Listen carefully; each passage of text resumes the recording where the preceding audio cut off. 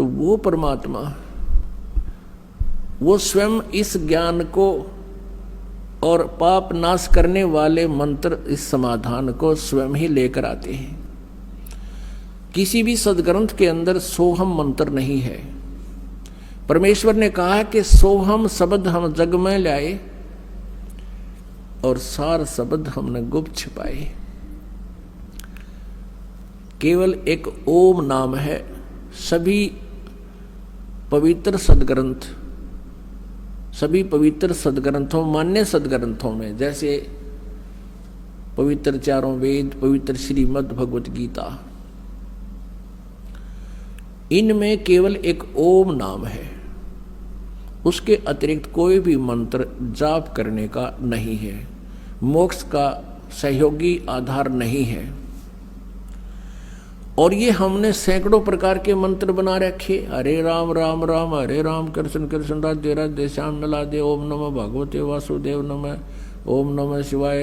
ये और भी ना जाने कितने अकाल मूर्त सब सुर राम, अकाल पुरुष सतपुरुष और ज्योति निरंजन, अरंकार, ओंकार, ये अपने आप सट्टे मार रखे। ये कोई मंत्र नहीं है, इनसे कोई लाभ प्राणी को नहीं होगा।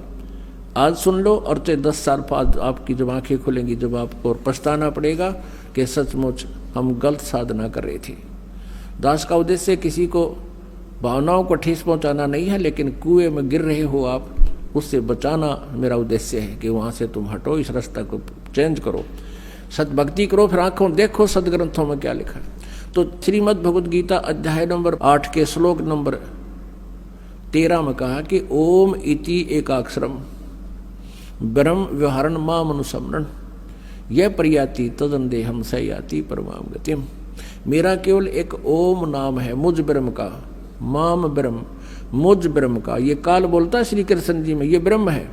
मेरा एक ओम मंत्र है, नथिंग एल्स। मेरे जाप का और कोई मंत्र नहीं है, और मोक्ष सहयोगी यही मंत्र है।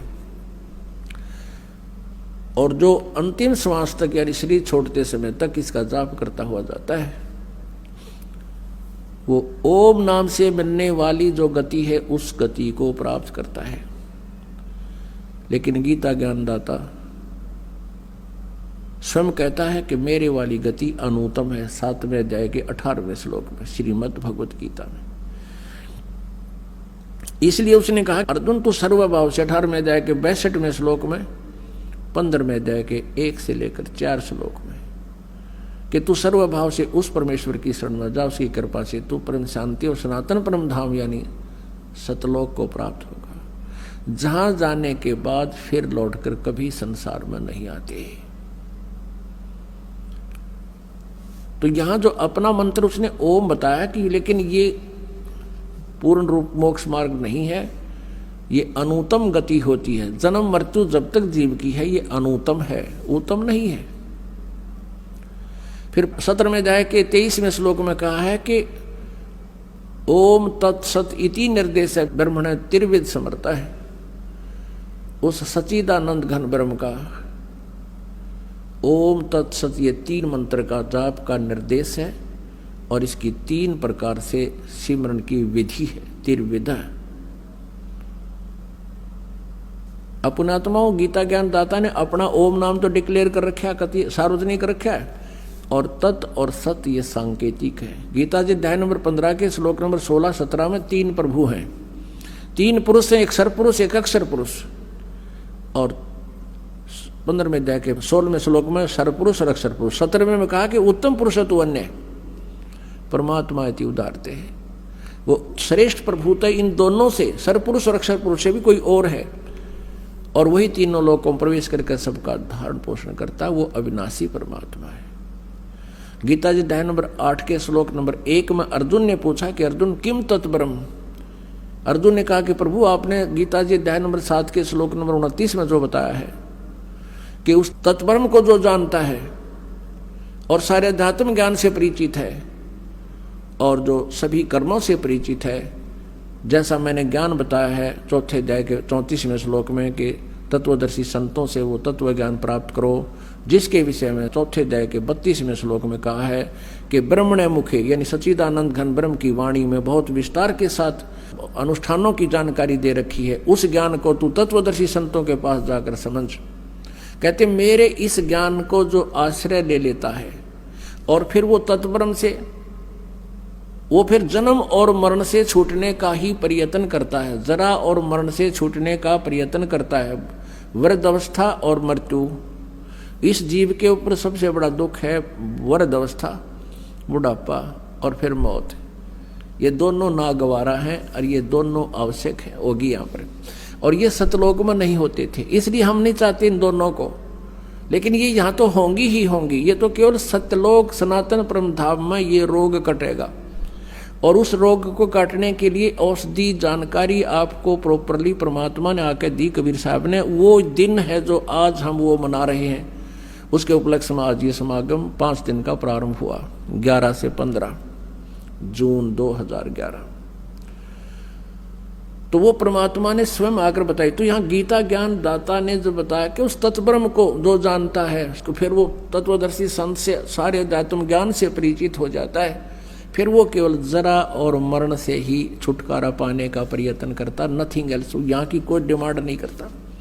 तो 8वें अध्याय के प्रथम मंत्र में अर्जुन ने पूछा फिर किम तत्ब्रह्म, वो आपसे अलग कोई और परमात्मा, ब्रह्म माने प्रभु, लेकिन यहाँ ये ब्रह्म ही प्रभुमान पक रहा है, इसलिए इसको ब्रह्म कहने लगे, इसलिए परब्रह्म और परम अक्षर ब्रह्म कहना शुरू किया इसको। तो इसको सरब्रह्म कहा जाता है, सरब्रह्म सरपुरुष। और नेक्स्ट जो प्रभु है इससे बड़ा स्वामी है परब्रह्म, जिसको अक्षर पुरुष का है 15वें अध्याय के 16वें श्लोक में सरपुरुष और अक्षर पुरुष 2 बताए हैं। तो ये गीता ज्ञान दाता कहता है वो परम अक्षर ब्रह्म है। वो 15वें अध्याय के 17वें श्लोक में कहा कि उत्तम पुरुष है तू अन्य, वो श्रेष्ठ परमात्मा तो कोई और है, और वही तीनों लोकों में सबका धारण पोषण करता है, सबका मालिक है, सबके दुख का निवारण वही करता है, सबको लाभ वही देता है। गीता जी के 15वें अध्याय में उल्टे लटके हुए संसार रूपी वृक्ष का विवरण है 1 से लेकर 4 तक, फिर उसी को आगे डिटेल दिया है कोड वर्डों में। जैसे जड़ पूर्ण परमात्मा है इस संसार रूपी वृक्ष की, वो सतलोक में रहता है सनातन परम धाम से, और उससे बाद में जो तना है ये अक्षर पुरुष समझो, और सरपुरुष ये डार है। उस डार के फिर 3 शाखाएं हैं, ब्रह्मा जी, विष्णु जी, शिव जी, और पात रूप संसार है। तो उस पौधे को, पेड़ को खुराक कहाँ से मिलती है, आहार कहाँ से मिलता है, वो जड़ से। तो तीनों लोकों में प्रवेश करके वो पूर्ण परमात्मा ही सबका धारण पोषण करता है।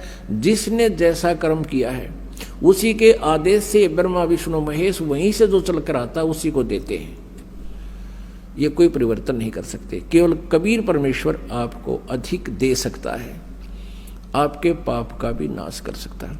तो वो परमात्मा हमें सुख देने के लिए और सतलोक से चलकर आता है, और अपने यथार्थ ज्ञान को भी वो परमेश्वर ही बताता है। अपने द्वारा रची हुई सृष्टि को भी वही परमेश्वर ठीक ठीक बता सकता है, ये वेद बताते हैं। तो ओम नाम है ये ब्रह्म का। 17वें अध्याय के 23वें श्लोक में ओम तत्सत जो कहा है, ये ओम तो ब्रह्म का, सरपुरुष का।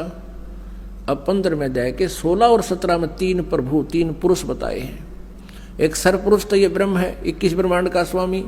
अक्षर पुरुष ये परब्रह्म है जो 7 शंख ब्रह्मांड, नील पद्म शंख ब्रह्मांड का स्वामी।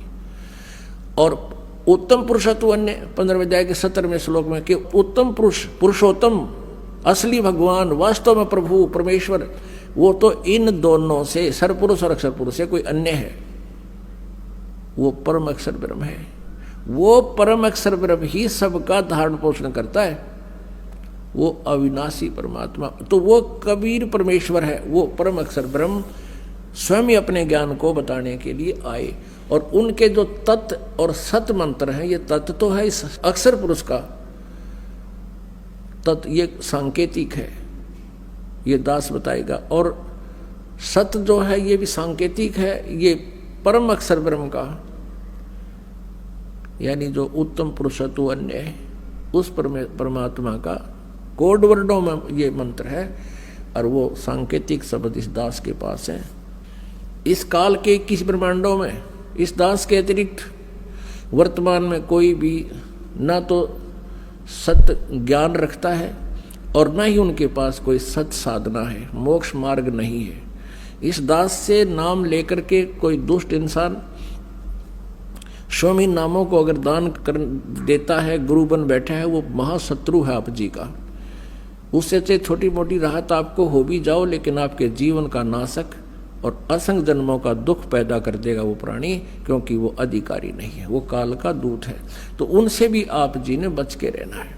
काल हो सकता है एक दो को कर दे, श्रृंगार ले आपका नाश करने के लिए, लेकिन आप बुद्धिमान हो, ज्ञान इतना दे देगा दास के उनको आप तुरंत पहचान लोगे।